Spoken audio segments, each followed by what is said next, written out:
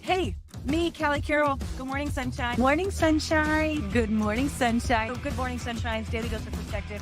Good morning, sweet baby sunshines. Good morning, sunshines. Let's get started. Didn't mean for that intro to play, but apparently I haven't gone live for this long. So that just happened. Hey, you guys, my name's Callie Carroll. If I have not met you yet, well, I am sunlit like the sunflower that we're going to talk about here. And I am just on here to do my first live to share about my breast cancer diagnosis just last week and the information I've got for moving forward, because so many of you are out there watching, praying, sending me messages, all the different things. And I just finished I've been doing pretty good. I've been like, let's just start off with this. I've been like doing pretty good processing this, talking to everybody. I'm going to share with you what I've got going, like what I've got going on, what's next, all that stuff.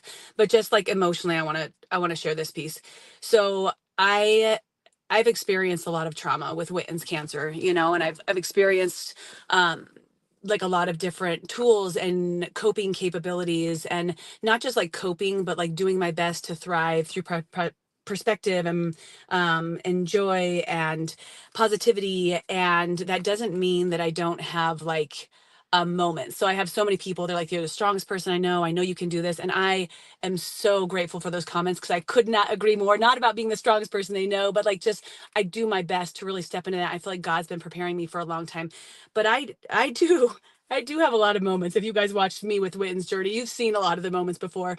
So I just, since the diagnosis, I've been going to the gym like normal, doing my life like normal, knowing that right now I have the opportunity to do my best to live, quote unquote, like normal. Although I will tell you, it's really weird walking around and then you have this moment where you're like, I have cancer. Like for my anniversary yesterday, I'm like walking down the Boulder Art Festival, and then like all of a sudden I just kind of felt like nauseous, and I'm like, holy shit, like I'm just walking the Boulder Art Fair and I have cancer. Like it's like one day you don't and the next day you do, right? So like that's a really interesting movement. So I had like a little breakdown there. I went and found like a mala that just like spoke to me to be able to prayer some prayer beads. And then I moved on. I was great with my day. And this morning I went to this awesome bar class, got my booty kicked. I'm feeling good. I go downstairs. My mimostis, Megan, my podcast partner, somebody gave us the name mimostis in Mexico, I think. I don't know, it's stuck. But I didn't even know that there's comments on here. I can't read them right now because I don't even know what's happening. But oh, I'm going to mess things up. I'm just going to keep talking. So I go downstairs, and her favorite song, Pink Pony Girl, I can't sing it, like comes on. And I just like, she always dances like so full of life to the song wherever we're at, whatever we're doing. Like just to see a person just like live, is such a special thing. So I'm living my moment, I'm dancing, and all of a sudden I message her, and then I'm like crying, and then I'm sitting in the corner in Lifetime. I'm like, I just need to process and cry for a couple minutes. And then I stand up, take my deep breaths, do some journaling, write some things out, do some gratitudes. And I'm like, I should go talk to my people. I should go tell them, because I have some results that I want to share with you. So I'm going to overshare, because that's what I do. I overshare. There's a lot of people who have like breast cancer is completely unknown to them. They don't even know like, what does the journey look like? What does the process look like? For some of you, in fact, more than I wish I could say, 1 in 8 women have breast cancer is what the statistics in the US shows. So for a lot of you, you have your own journey and you know the language that I'm about to talk. But regardless of whether or not you want to learn about that, being able to show up for people going through adversity, I think is like such a special thing. And I want to be able to authentically share with you guys throughout the journey, answer questions, like things that you wouldn't want to maybe even ask your like best friend. Like, I don't know, what am I supposed to say to him when I see him? How am I supposed to show up? Am I supposed to send them something or not? Or what do I say? Like, I don't know, like all the questions that you have is like one of my people were diagnosed with cancer. And like, you want to run and hide because you're just like, am I going to catch it? What's going to happen? Can I be in the same room with them afterwards? Like when they're doing chemo, I don't know, all those questions, right? Where I'm an open book on them, and I'm not going to get my feelings hurt for anything, and I'm going to answer as best as I can answer. So first of all, I'm gonna there's gonna be a podcast tomorrow that's released that shows everything that I was going through exactly 1 week ago today. I had to go in for an abnormality. A lot of people have asked, did you feel a bump before? Or did you just go in for your annual mammogram? My boobs are super dense, so like everything kind of feels like a bump. Like my boobs just feel like bumps. It kind of felt like a little odd, but I'm like, like it's also my boobs are just weird. So not really. I didn't really feel a bump. I was going in for my annual mammogram in October, but Mimosas Megs, she had done hers, and I was like, why not go get mine done? It's been like 17 months. My doctor said 1 to 2 years. So I went in to get mine done. They found an abnormality. They called me back. I went back to do a biopsy, and I tell this full story on the podcast that's going to come out tomorrow. So before I knew what my diagnosis was, I wanted to get onto a podcast so I could share with you guys vulnerably what it feels like to be in the unknown, not knowing if I did or did not have breast cancer yet. So that'll come. I think it releases tomorrow morning, like at 6 a.m. all over, but not, I don't know if it'll be on Facebook. I'm not really sure, guys. It's on podcast forums. So all of that information will be there. But so on Tuesday night, I read my results, and the doctors weren't able to get back to me until Friday because they had a radiologist read it and all the different things. But I knew that it said breast cancer. So I was walking through Tuesday, Wednesday, Thursday, alone, aside from like with my husband and Megs, and then like slowly starting to tell my family, because I wanted to hear from the doctor specifically, like, hey, you have breast cancer, because it's like, I don't want to go sharing this. I kept waking up each morning and being like, let's see if the test changed. Like, probably it's, that's not my real like test, but it was still, it indeed was still there. Got the call on Thursday, figured out that I do have, it's in my right breast. It is a 2.5 centimeter lump.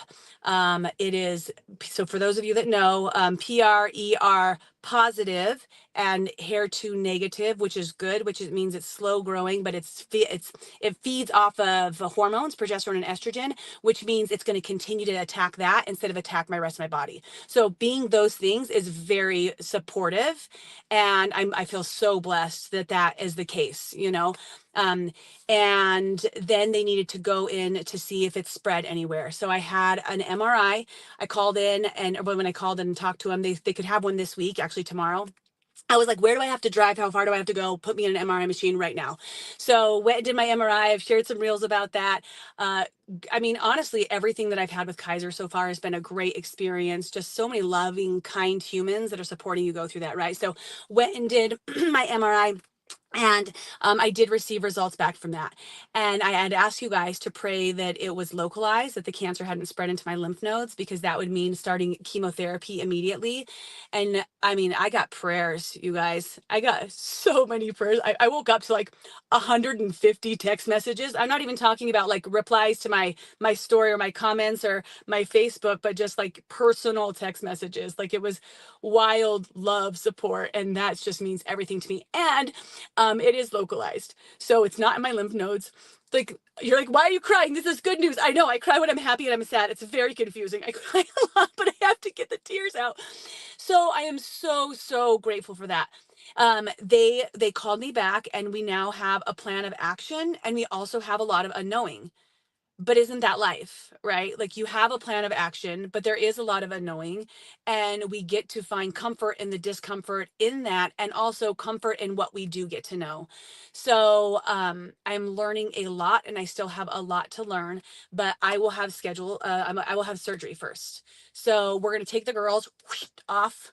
And you know what? Like, I've had like people send me messages, and I probably will be more emotional later, but like, about how like that's your womanhood. I know that can be hard, like, to have both breasts taken. And, I'm so grateful for my boobs, man. Dude, they fed four babies I breastfed. I don't even know how many ounces of milk you could possibly, gallons and gallons and gallons times 100, of milk that I produced to nourish my babies. So I'm so grateful that they did their job, but that was their job. And I'm no longer feeding babies. So I'm going to give them back. They're done. And we're going to do a surgery to do a double mastectomy. The tumor does sit right onto my, like, a fat tissue. And now I can't unfill the tumor, and I can't unfill the cancer in my body. It's the wildest thing, you guys. But so they're going to take all of that. They're going to scrape it down. So they make sure they get that layer of the fat. So scrape it down to the pec. And then I can do reconstructive surgery. So I'm gonna have a consultation in a couple weeks, the like September like 9th that week. I'm gonna have one consultation with a surgeon who will do the mastectomy, the double mastectomy, and one consultation with the um plastic surgeon. So I'll do that. And then they're going to schedule me after that to remove lymph nodes. So whenever you have breast cancer, they're going to take lymph nodes to make sure, even like double, triple, fourple, like check that there's no cancer in the lymph nodes. So I'll do a lymph node biopsy, something, something, and make sure that those are clear. If those are clear, then a week later, I can have the double mastectomy reconstruction. I don't know much more about that because I still have to go to that appointment. So if those are clear, then I can do that. So that's what I'm praying for, clear lymph nodes, obviously, like no markers on those when I go back in for that surgery. That'll probably be like the beginning of October because it takes time to get scheduled with everything. And then after that, then they'll do the surgery. So they'll do whatever they're going to do down here. And again, I'll learn about that. Then they'll send the tumor off and they'll do some sort of pathology on it. And they will make sure again that there's not a there's just going to give it an onc score, and depending on what that onc score is, and I'm assuming oncology cancer, so it's like going to get some sort of like cancer score, and depending on where that score is, that will like vary whether or not I have chemo or not. So if it's a very low onc score, maybe I caught it like early, or I don't even know, then they won't have to do chemotherapy because they will assume that I am proactively taking care of myself. If it's a higher onc score, then we would do chemotherapy. Don't know what that would look like because she said it's so varied person to person, but just gold standard would be like 4 to 6 rounds for every like 3 to 4 weeks. So you're looking at like 4 to 6 months of chemotherapy after that. And I can't even be there. I can't even worry about chemotherapy at this point because I need to be right here and be focusing on what's next. So I am like, could not have gotten back better results. And this is going to sound really strange, and it's not meaning to make anybody feel a certain way. But when I told my mom and we were having this conversation, we're going in and out of like the process of like tears and positivity and tears and positivity. And, she's like, I just can't believe that my daughter has breast cancer. And my response was like, Mom, but like, what a great cancer to have if I were to have cancer. And I know that sounds awful, especially for those of you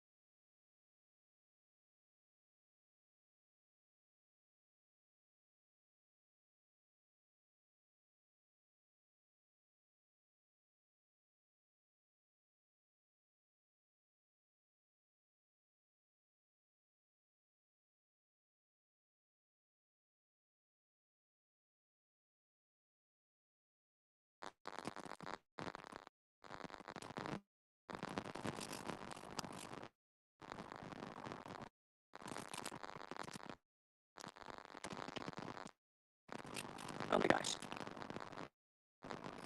This is great. Guys, hold on. Let's try this again.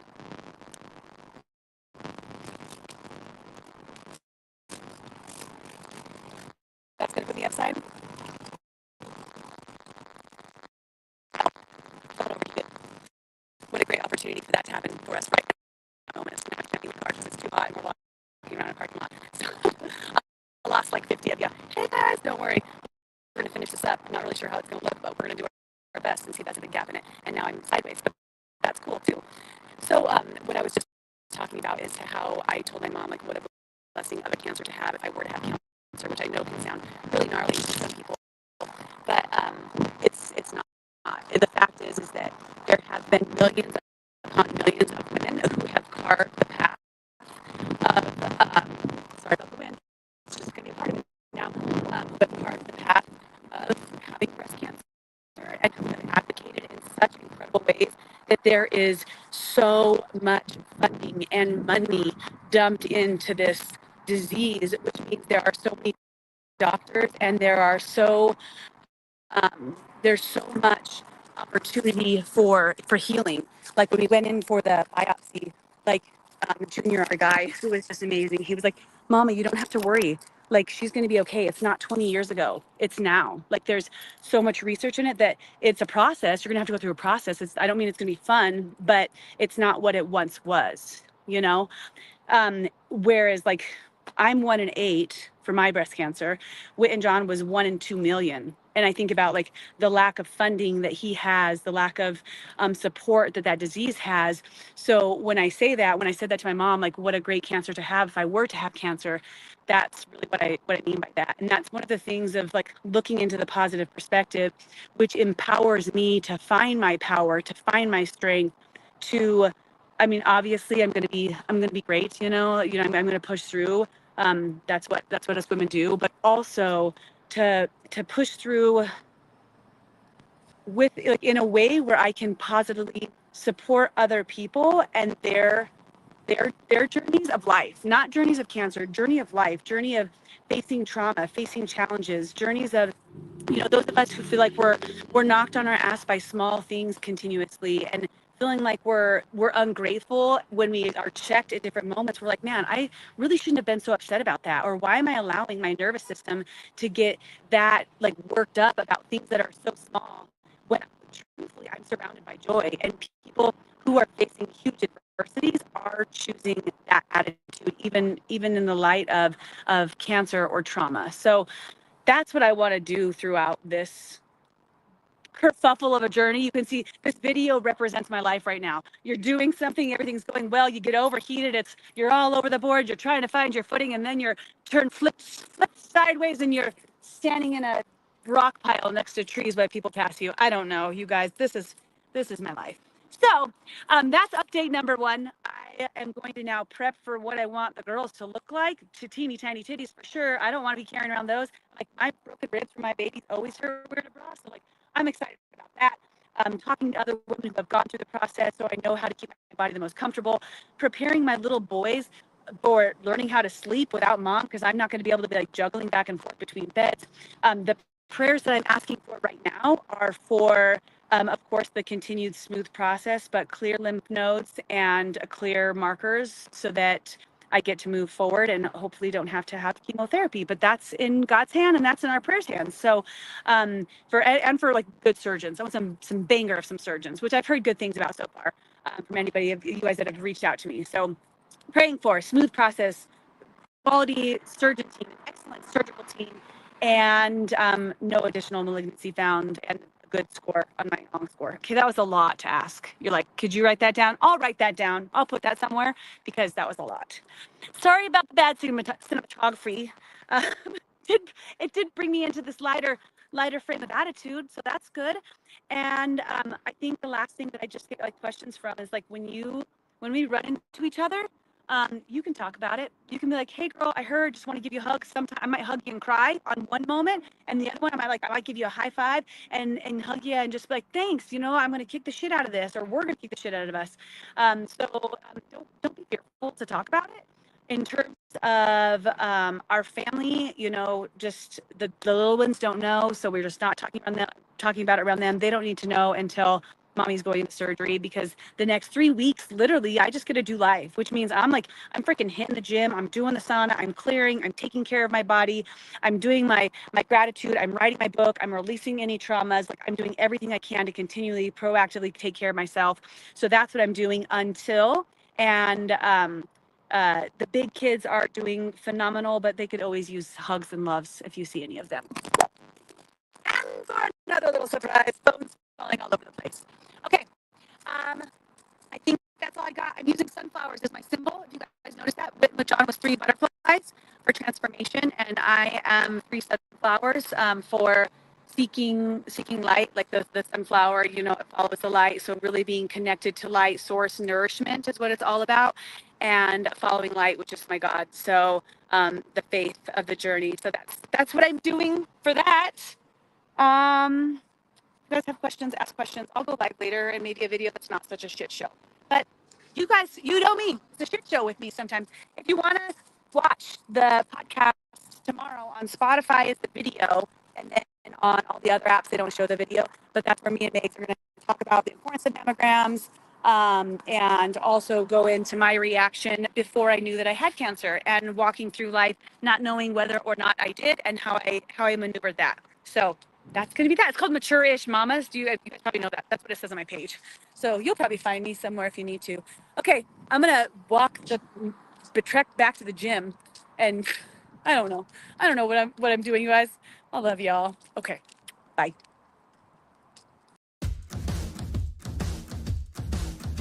Thanks for joining, and don't forget to subscribe and, of course, share with your friends. Guys, that's how we impact more lives. All right, see you next time.